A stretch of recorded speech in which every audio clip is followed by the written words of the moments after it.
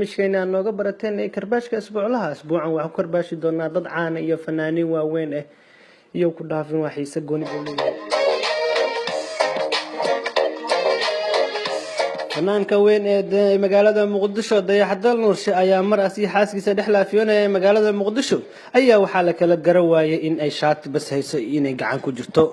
بتقرب الشيء يا إن شات بس تها لكن أنا ولي له من العدن ولي المهدي gabadha qaade magaalada Muqdisho gabadha ugu qurux badan ayaa gabdhaha qaar cabasho ka soo gudbiyeen kadib markii ay sheegeen in loo dhameyn quruxdaani gabdhaha qaar ayaa sheegaya ilaa quruxda in la qiimeyn qoorta wixii ka hooseeya ilaa lugaheeda laakiin la qiimeeyay ilaa wajiga kore kadibna ay isticmaashay aaladaha la isku qurxiyo gabadhaani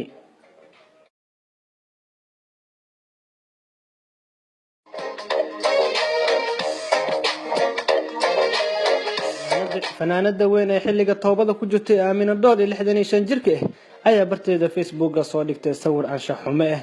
walow ayada ay model baxnimo haddana sawirkan ayaa dadka qaar doodo badan ka keeneen kadib markii ay sheegeen in ay anshax xumo tahay laakiin fanaanada weyn ee Aamina Dool ayaa u aragtay wax faan iyo farxad ah walow dadka qaarna ay u arkaan anshax xumo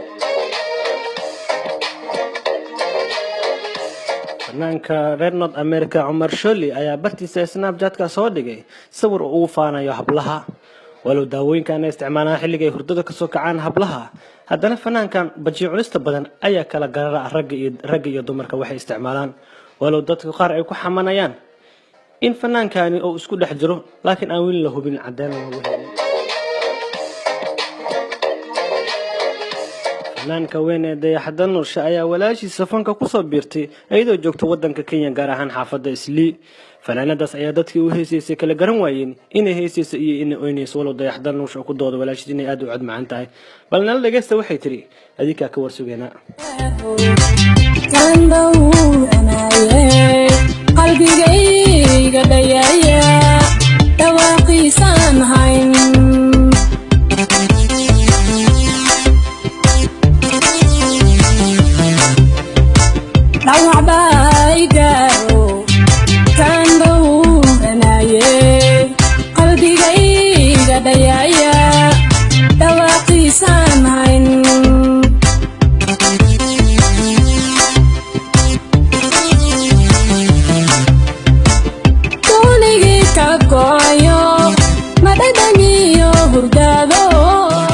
gabagabeynayna barnaamijkeeni karbaashka asbuuclaha ah oo liidaadahina anigoo Shaafici Loofoy macaan